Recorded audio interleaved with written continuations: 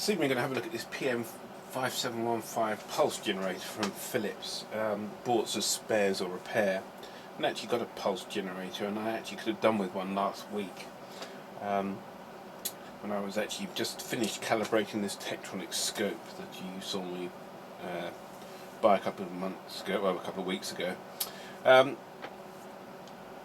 Follow up on the Tektronix, really, that I've gone through a full calibration process on this. Seems to be working fine. It does suffer from, I don't know if you can see on the display here, this slight noise on the display when it's warming up. That goes as it sort of reaches temperature, and it's all fine. The initial problem I had with it was it used to lose its memory. That seems to be fine now. I've checked the battery, and the battery seems to be holding voltage. It's got a non-volatile or a battery memory backup inside it, and that seems to be fine. It's a 3.6 volt battery, and that seems to be healthy and holds its charge over a sort of like a week. The voltage doesn't drop off, so the battery looks healthy. The calibration procedure in here is quite in depth actually, and you can do quite a lot of things to it to get the calibration really spot on. The Tektronix manual is very good. It uses charge coupled devices for measuring, basically measuring all the measurements it does, and it's quite a sort of long-winded process, but basically you feed in signals and you calibrate basically four sides of a charge coupled device. It's like four CCDs together, and you just have to match the waveform to get the best waveform out of the scope as you can. So it's quite a long process of adjusting a couple of pots in the bottom of the unit, and then there's a lot other pot adjustments to match frequency responses on the scope and things like that. Involves putting in sort of like fast rise times in it, and then adjust, and it will automatically adjust. It's all done through the front panel controls. That side of it, it's all software programmed. So I've been through it, and it's good. It's just this slightly annoying sort of glitching it has as it's warming up and reaching temperature. I'm not sure what that is, and it actually does say here, if you see here, it's not warmed up yet, so it's not actually, but it's actually progressively getting better as it does reach operating temperature. Now, it's not the amplifiers.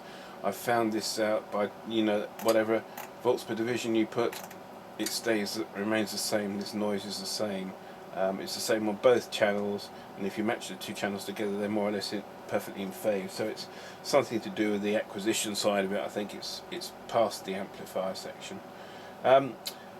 So yeah, basically this is like a 300 megahertz scope, and for its time it was quite fast. It's 500 megasamples, so it was alright. It's slow by modern scope standards, but it's perfectly reasonable enough for what I need it for. So that's basically working nicely now.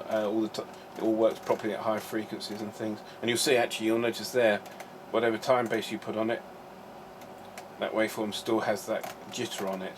So it could actually be something to do with maybe the deflection amplifier's got a bit of noise on it or something like that. Because whatever you do, if it's got a trace there, it produces this slight erratic noise, and you'll see it here on the second trace as well, exactly the same thing. So it's not really much of a problem. It'd be nice to get rid of it because it's there and it bugs me a bit. But anyway, so basically the scope's working more or less perfectly. So I'm going to have a look at this pulse generator. No idea if it works or not. It was very cheap. It's in pretty good condition, apart from someone's actually obviously removed a calibration label on it at some point, and it picked all the you see all the someone's dug it out with a scalpel blade or something. It's a shame, because that's ruined the sort of cosmetic side of it, but we might be able to put like a calibration sticker over there to hide it or something like that. So that's not the end of the world. Let's just see if it actually works properly first or not. So what I'm going to do is let's power it up. Obviously we've got something on the scope, so that's a good start, and just see what we're getting. Okay, so it's obviously a slightly erratic pulse, but that could be because it's being swept. So let's have a look just to go through it all and just see what we get. So this is a repetition rate, we've got duration, so this should adjust our duration of our pulses, which it appears to do quite well. Now we've got this sort of like this wobulated effect on here, so we can adjust that. It looks like it might be this actually.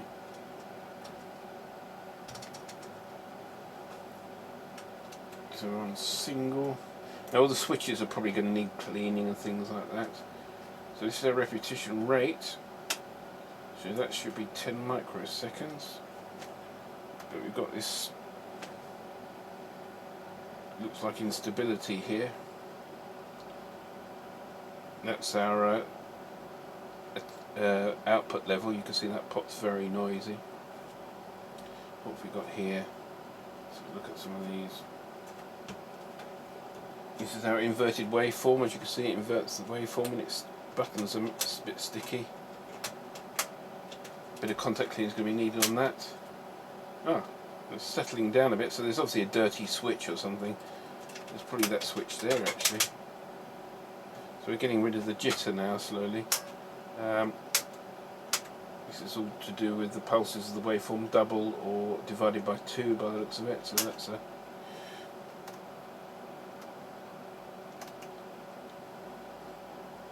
so let's have a look, see. Okay, that's a slower. You can clearly see it's got some sort of problem with the output. Let's try another. Doesn't look like it's the attenuator.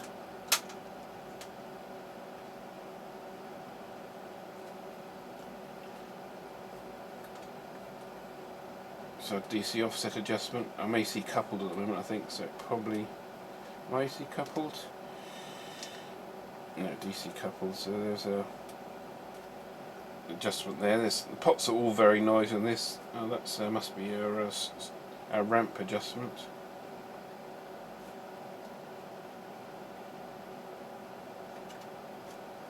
It's obviously not anything seriously wrong with it. It's producing a reasonably good waveform.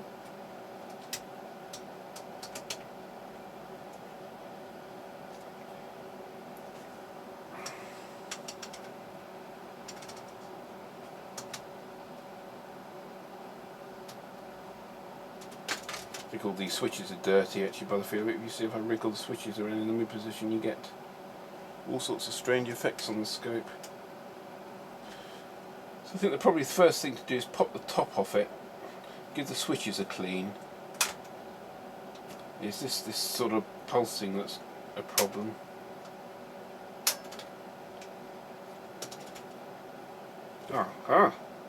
Is that it?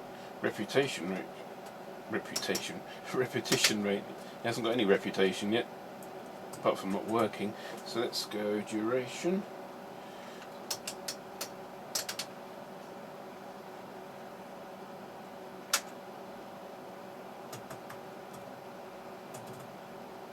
I'm going to get my head round this.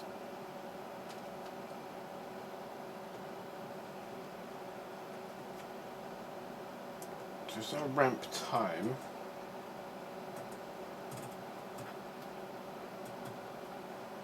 It's all a bit flaky, isn't it? All the switches are obviously a bit.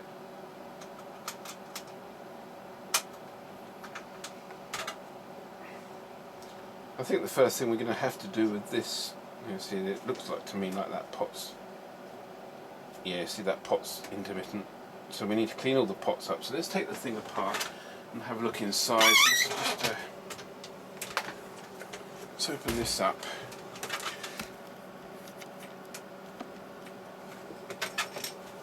And see what we got inside. Now actually Philips stuff, when I've always worked on Philips stuff, I've always been a bit sort of thinking, not so sure this is going to be any good, this stuff. But I've got the Philips PM5715 function generator I bought when I first started the workshop actually, probably five years ago. And I did a few sort of basic adjustments because the sine wave was a bit distorted and got the sine wave in better. But it's an excellent little generator. It's very, very stable. You can switch it on, you can set your frequency, even if it hasn't really warmed up. Come back to it, and it's great. You know, it's still more or less in perfect synchronization. So They're pretty good actually. I'm quite impressed with it so far. I mean, I've had it 5 years, so can't ask much more than that. Right, so how does this come apart? That's the next question. If I've done 4 screws, and there's 4 screws in the back.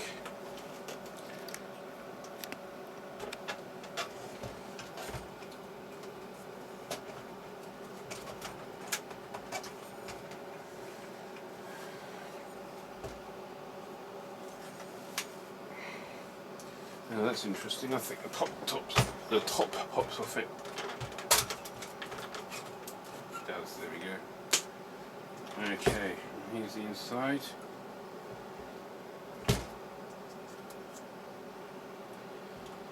Now, I don't know if that's a bulging capacitor or is it just the top's popped off it, but bloody hell. Look at this. Now, I don't think, I know everyone's thinking, oh, exploding capacitors, it's bound to be capacitors. Well, it might be capacitors, but look at the bulge on that. You can see there, the lights you can see in there, into that capacitor. Now, it looks to you, I suppose it looks to you like it's bulging, but just pop the cover off the, it's just like the plastic bit's popped out of it. So that's got the end off it, and as you see, it hasn't bulged at all. It's just the insulation's just popped off it. And these are Philips capacitors. They're actually usually pretty reliable, so I don't think that's going to be the problem we're here. So we'll have a look inside. You can see all the switches inside are all exposed, so they'll probably need cleaning. Let's turn it around so we can get a bit more light to see what's going on. So that's the all the switches are. This is one of the later build Philips bits of test equipment. The earlier ones have got this sort of like this brown label on. You see the brown sort of darker label on the top. You probably can't see very well. Oh, no, the knob's just fallen off it. As I was saying, how good the Philips generator was when the knobs have fallen off. And you can see it's got this sort of brown decal at the top. The later ones, like this old TV pattern generator, has got the blue, and they're sort of obviously seem to be a later design. So what I'm going to do is go through the switches and the pots, give them all a clean, and then just check ripple and supply, noise on the supply, and we'll give it another go, and then we'll see how we get on. So I'll do that off screen, and then we'll come back. Okay, it was working perfectly. Well, it wasn't working perfectly. It was working for 10 minutes or so. Now it's slowly sort of died a slow death. It's no outputs at all now. Classic sign, it could be a number of things I suppose, but it looks like possibly the power supply is a bit flaky. So I'm just going to check the supplies here. This is supposed to be plus 6.6 volts, plus 6 volts, 5.43, a bit low. This should be 22 volts. Yep, that is. This should be my ground connection, so it should be 0 volts. And this one here, I don't know what that should be, but let's have a look, see what it says. Minus 22. So if that's our 6 volt rail, that is actually a little bit low, I should think. Now I'm not sure if that's what the problem is, and I'm not sure if it's because it's driving into a leaky capacitor or something. Just going around to see if anything's getting particularly warm, and it doesn't seem to be. There's a pot here just to tweak the 5 volts up. I'm going to bring that back up to 6 volts, see if we get the output back on the scope again.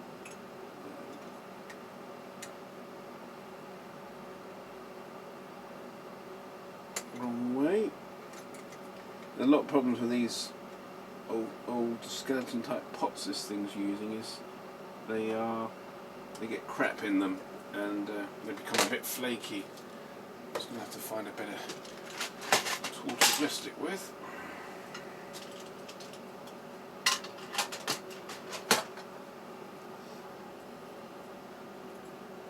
So all I'm doing is I'm bringing up the 5 volts up to spec again, without trying to get in your way, so you can see what the meter's doing. So this is 6 volts, 5.4. Not actually adjusting that. So let's just check our 22 volt rails. This should be plus 22. this should be 22.3 apparently, which it is. It looks like that's got a Zener across it, so that's probably a Zener regulated supply. So I'm going to adjust this to 22.5, which it is. So it looks like the supply rails are okay. Now, as we got the scope here, we might as well just check to see what our ripples are like. And if that's okay, then we need to start looking a bit further into the unit itself to see. So look at the ripple on the supply. So we need to set our scope to, still getting the hang of this, AC coupled. I think we'll go for 50 millivolts per division. No, let's make that 10 millivolts per division. So we put a ground clip on the 0 volt connection, and then we'll look at the plus 6.3, and if that's to be believed, that's bloody awful. If that is the case, then if that is could be I've got on the wrong 0 volts, but let me just check on times 1. We've got that's a massive ripple. That suggests to me that the output capacitor from the power supply's open circuit, dried right up, high ESR, whatever you want to call it. So that doesn't look good. Let's just have a look at the other rails. So this is our plus 22.5 volt rail. That's nice and clean. This is our minus 22.5 volt rail, and as that is nice and clean as well. Now the 5 volt one is going to have most ripple on it anyway, because that does all the logic and things like that. So I expect to see a higher ripple on that. But that ripple that's too high. I'd expect to see maybe 50 millivolts, 100 millivolts. Okay, probably. Just going to another ground just to try that. That's terrible. So I need to fix that. So just have a look across this other electrolytic here. No, okay, so this electrolytic, there's another electrolytic inside the unit that you can see in there, this capacitor here, and that's showing sort of fairly low ripple, but it's still 100 millivolts or so, probably a bit higher than it should be. But there's our plus 6.3 on that test point there, and you can see that the ripple is very high. Let's just measure our frequency on this unit's. Bear with me, I'm still trying to work out how to use this scope. It's actually a nice scope, actually, I must admit. I think once you get the hang of it, it's going to be a great little scope. So that's a 50 Hertz ripple, so that's a classic sign of dried up capacitors. So I think the next thing to do is to get the power supply out of it, and go through the caps and test them. We'll try and test them in situ, actually. It'll be a lot easier. Check them in situ with the LCR meter. And there's obviously a problem with the power supply, that they shouldn't have that much ripple on there. And I'll have to download a manual, maybe to get some specifications on ripple and noise of the power supply. And we'll see if we can get the thing going properly. Well, I've been tinkering around with the thing a bit, and you can see, look at the erraticness of the display. So it's obviously working. Now, there is a lot of ripple, as we saw on the power supply. So what I'm going to do is I'm going to feed in an external supply, just to give it a bit of a shore the power supply up, and let's see what happens. So this is running from the external power supply. I'm going to take it up to about 6.3 volts.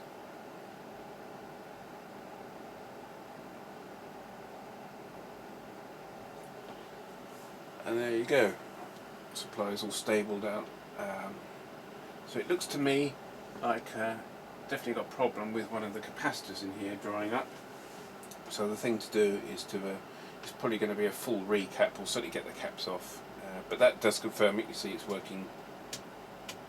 Still a bit jumpy here and there, but we need to go through all these capacitors, I think, and replace them all. It looks like they're probably all on their way out. So I know I said earlier that it's not necessarily the capacitors, but to be honest with you, if you buy a piece of equipment and it's not working, and you've cleaned all the switches and it's messing around like this, the most likely thing is dried up electrolytics. especially if it's been in a workshop and it's been on sort of all its life. The trouble with something like this, it's switched on, it hasn't got any flashing lights or anything to attract your attention apart from a glowing sort of bulb in the front. People don't even think about it being on and don't really think, well, you know, it's gonna dry up all the electrolytics. People in the workshop aren't ever going to think that. They're not interested in it. It's a tool to them. It's not anything that they're going to sort of want to keep going for like 30, 40 years. Probably get 15 years out of a piece of test equipment like this, and it'll be thrown on the scrap heap. And then someone like me comes along and buys it and has to fix it. So, looks like, yeah, it looks like a power supply problem. Oscillating capacitors. You can see as I turn the power supply off how jumpy that is. So it's going to start. Let's start putting the power supply apart first, checking the capacitors in there, and then we'll start working around the rest of the unit, checking its decoupling capacitors. Look, we're just looking at one of these smoothing capacitors here. Not sure what value it is. I expect it to be probably a couple of thousand microfarad, probably at 16 volts or something. And it's measuring 940 microfarads at a dissipation factor of 0.98. So that thing's dead. That capacitor at 1 kilohertz, it can't even range it. So it's that capacitor's totally open circuit. So that's a problem, possibly, or start of the problems with the power supply. So that cap's going to have to be replaced. So that means also the capacitor underneath it will be the same, and possibly all the others. And especially if these things are working in a hot environment, they're more prone to failing. And I sort of got mixed results with mixed opinions with these Philips capacitors. A lot of people say they're very good and they're very reliable, and other people say they're rubbish and they dry up and they go sort of high ESR, high dissipation factor, and the little cap that popped out of it, I mean, even though it doesn't look like it's bulged at the end, no, actually I must admit when I feel it, it feels a bit bulged. Initially it looks okay. So let's get the capacitor out, get them both replaced, and then I'll go through these two other axial capacitors. There's this one here, there's a little tiny one just down there that need checking, and this one down here. But of course I'm going to need a manual really to go through that all. But let's get the power supply smooth and stable, without any ripple, and then we'll see if we can get any performance out of the front panel, and then we can start going through any other decoupling caps that need changing.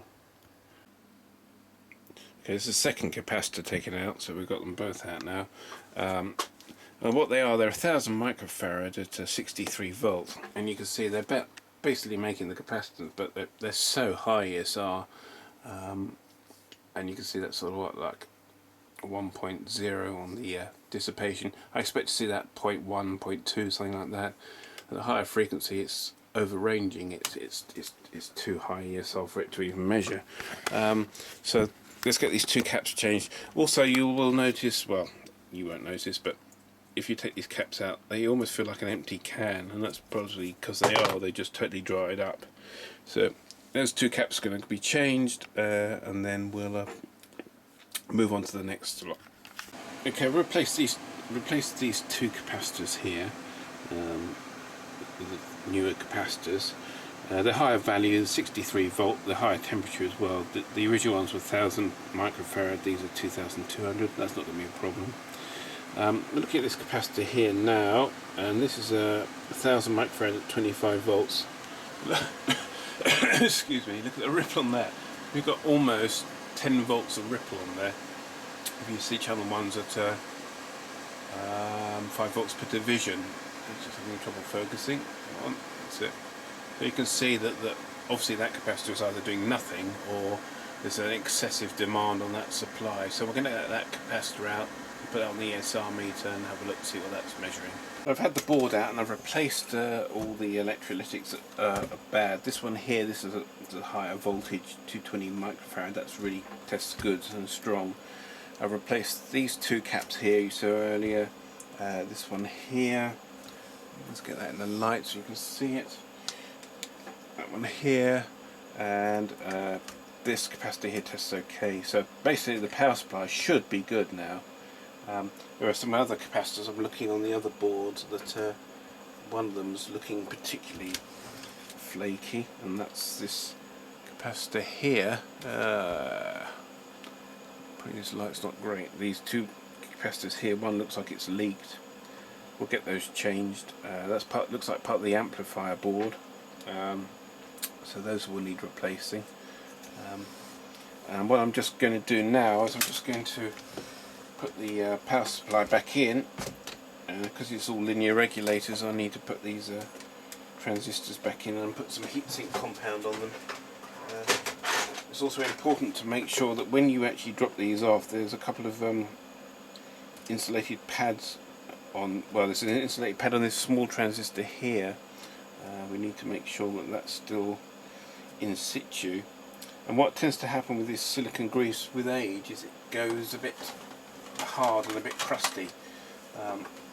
It's always worth it just to remove the old grease off, just with a bit of I don't know, WD-40 will probably do the job. Let's give it some, try it with some WD-40. Get the best thermal contact you can onto the heatsink. You've got a nice big heatsink here, you might as well utilise it to try and get the heat off the transistor onto those. And you see it's gone pretty hard. There's another sill pad here. This is a minor sill pad, like a transparent plastic sheet. Get those off, get this one off on this one as well. So you have to remember that these packages aren't isolated from the chassis. Usually the center connection of the transistor is a collector. So remove, well, that one's got two on it. Looks like doesn't need two. We'll only put one back on there. Obviously two came off when the looks like it might have more than two. We've got a third one.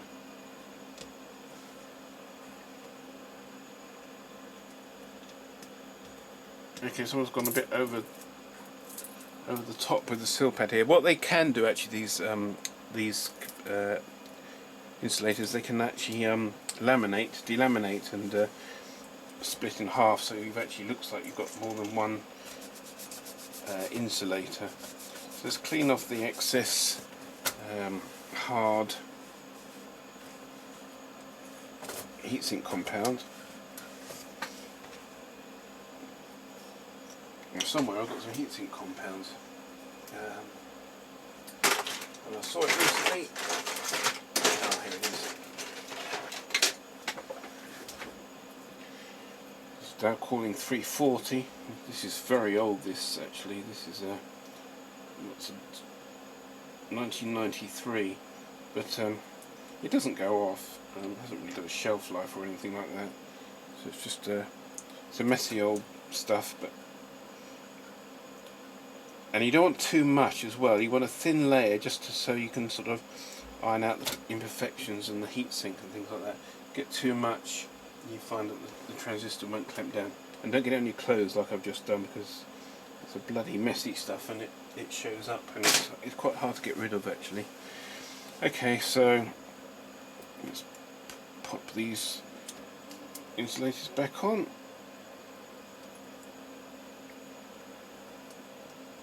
Definitely one's delaminated, actually you can feel it, so I am going to put those two thinner ones back together to give it the insulation barrier.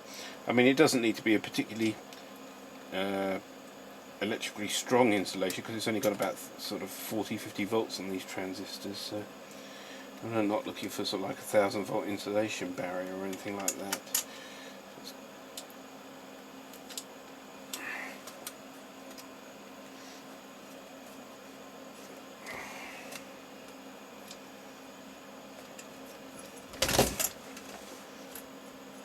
Okay.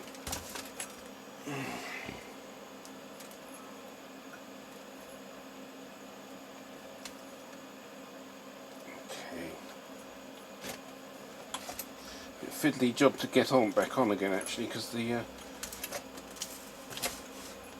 power supply is being lifted off all the time by the when you light flat on the bench, it lifts off the power off the board.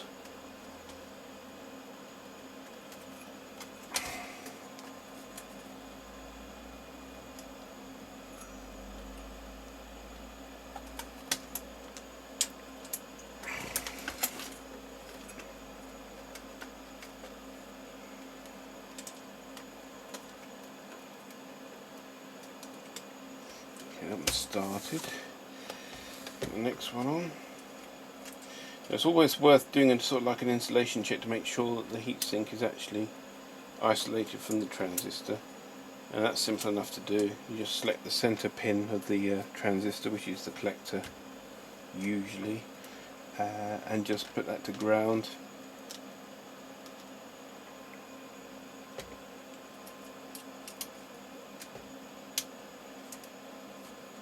Okay, let's turn it over so we can work on it without pushing it off the board all the time. And with this stuff, this heatsink compound, because it migrates when you tighten it, it's worth tightening the transistor up, give it 5 minutes, come back and just recheck, make sure it hasn't loosened off again. So I'll tighten those up, I'll come back and check those in a minute. What I'm going to do now is I'm going to tighten up the top transistor, the top screws to the board.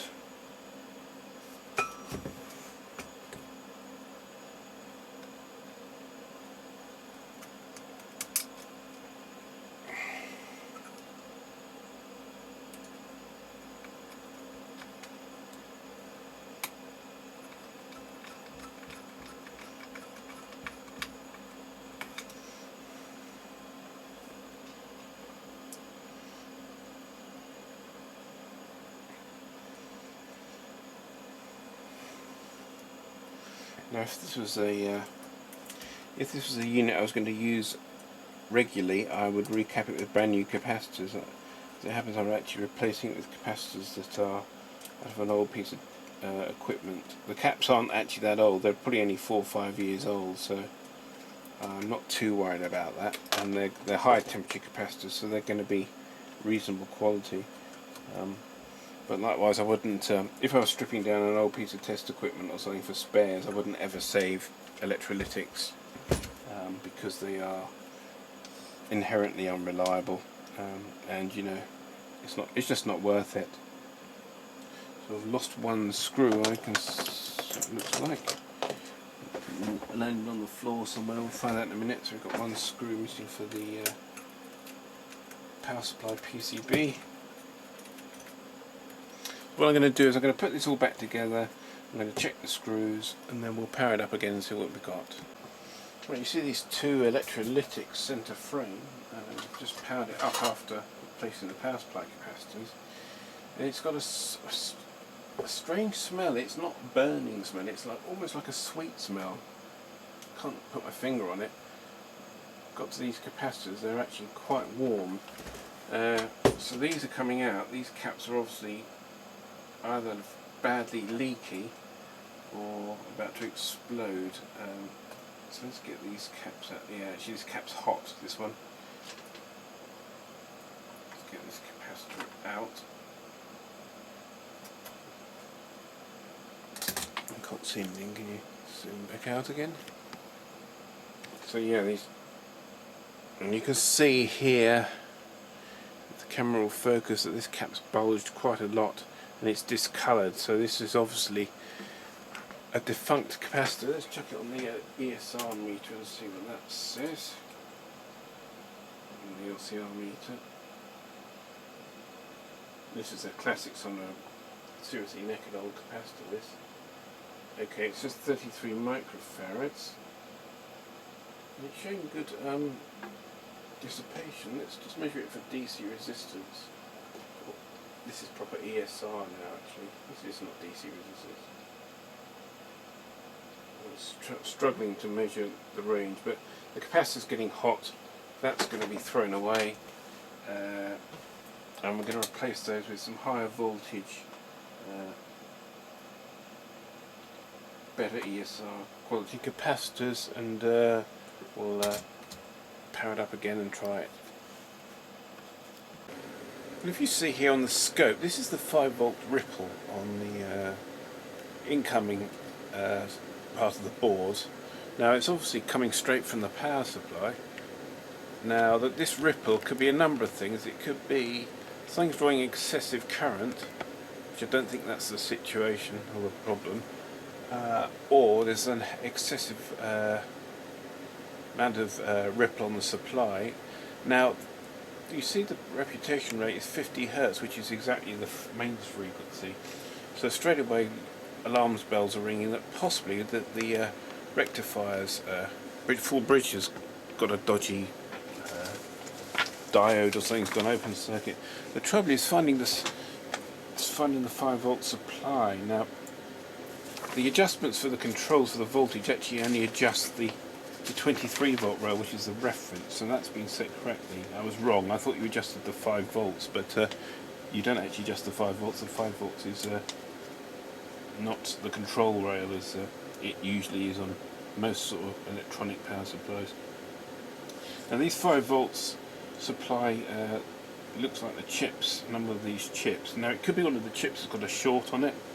I'm trying to find actually where the 5-volt supply comes into the unit, and then we can sort of hopefully measure across resistors and things like that with the scope to see if anything's drawing big gobs of current at 50 Hertz.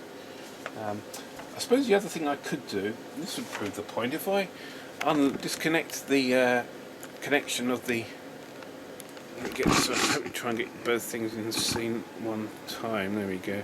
So what I'm going to do is we look at this here now. I'm going to remove the supply lead from the power supply. I know it's still on, but it's only a few volts. We're not worried about that. And now have a look again. Now you see, now there's no load on it. I'm looking at the wrong end for a start. Wrong end of the wire. See, there's no load on the unit. There's no the ripple's gone. So what I'm going to do is I'm going to stick what we've got 5 volts. Let's stick a 22 ohm resistor across it and just see. We go up in smoke fairly quickly because it's only a low power resistor. Just see if our ripple comes back. Now, if our ripple comes back, that would suggest to me that the power supply is not up to it. So I'm just going to jump a lead. So basically I'm putting a dummy load, a resistive load on the power supply again. This should show up any ripple if there is any on the power supply. And you see there is, but it's nothing particularly. Okay, so let's go for something a bit lower resistance. Let's go for a 10 ohms. So it'll be, I don't know, 600 milliamps of current draw, something like that. Just to see, probably a bit more sensible load.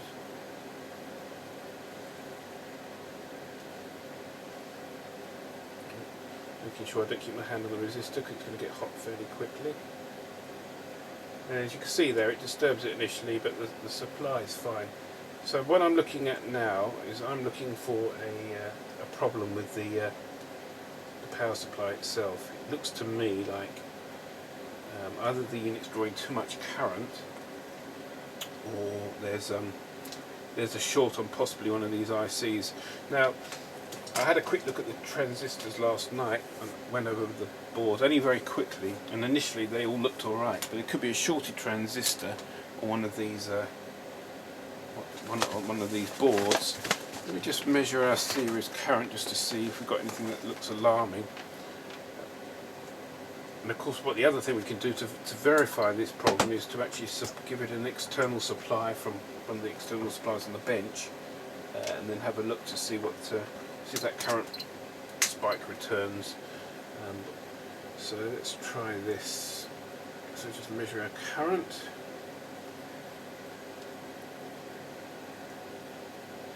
We've got 680 milliamps, which to me sounds fine actually. It doesn't sound untoward or excessively high or anything.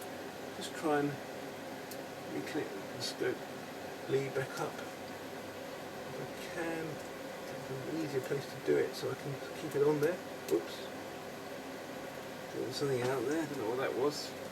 I'll just check I've still got our supply there. I mean, the 5 volts should be pretty well short circuit proof really. Yep, still got current passing there, so that's okay. So just pop this lead back on a second.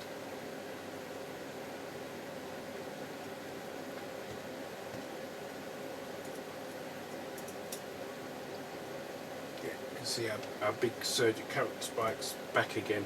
So it's interesting, it's at 50 Hertz though.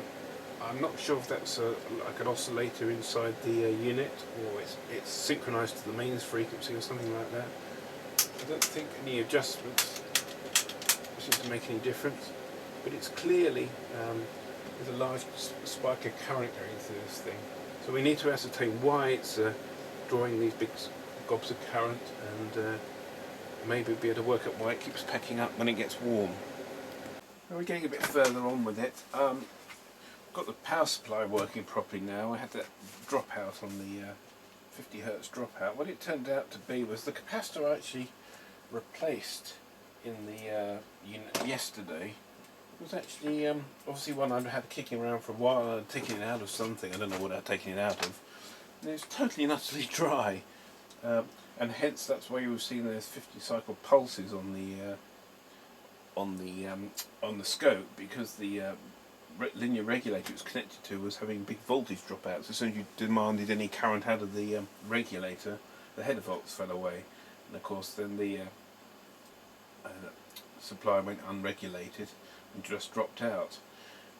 So replaced the capacitor. We've stabilised that dropout, so we haven't got any large negative going sort of pulses on the 5-volt rail anymore. We've got about 100 millivolts disturbance when the unit's running, as opposed to like 2 volts as we had before. The other thing that's quite noticeable is the you can see very clearly the light's brighter. This is a little bulb that runs off the 5-volt supply. I've just gone through a quick sort of it's very basic calibration process. All you do is you set up a selection of controls. You just to check that the ramps and all these verniers are working correctly, with a couple of preset controls at 6 nanoseconds on the ramp time and things like that. That all looks fine. I'm not entirely sure if the rest of it's working yet. I haven't gone through it fully, but all looks basically like it's probably working okay. Now there is one problem I have come across, and there's definitely a problem that if you have a look here at the scope, let me zoom in a bit so you can see. All I'm doing is, this is different attenuation levels from the output of the amplifier, and that's a 1/2 volt, and as you can see there, 1/2 volt peak to peak, just over maybe, but pretty good. Quite pleased with that, quite happy with that. Let's check our vernier adjustment. Yep, and then we got 1.5 volts, and you can see that's good. 1.5, just over 1.5 volts maybe, so that's not too bad. 5 volts, that's 2, 4, that's just slightly high as well. Might need to bring that down slightly. But when I go to 10 volts, watch what happens. All I get, let me just AC couple it so I can show you. The peak to peak voltage has dropped right back to 1 volt. But what I also have got is a high DC offset. Excuse me. You can see that it's gone off the scale. Just turn the brightness up a bit so you can see a bit clearer. But it's gone off the scale. So if I AC couple it or ground it, there's our ground reference point here. And then I turn it to DC coupled, and it's gone off the scale. And it's at 5 volts. So you can see there. There's 5, 10, 15. It's sitting on the top of the power supply, basically, so pulled hard over, and it's got the drive just about, you can see in the top. And I think if you zoomed into that, so AC coupled, I think you'll find that, yeah, you see it's distorted.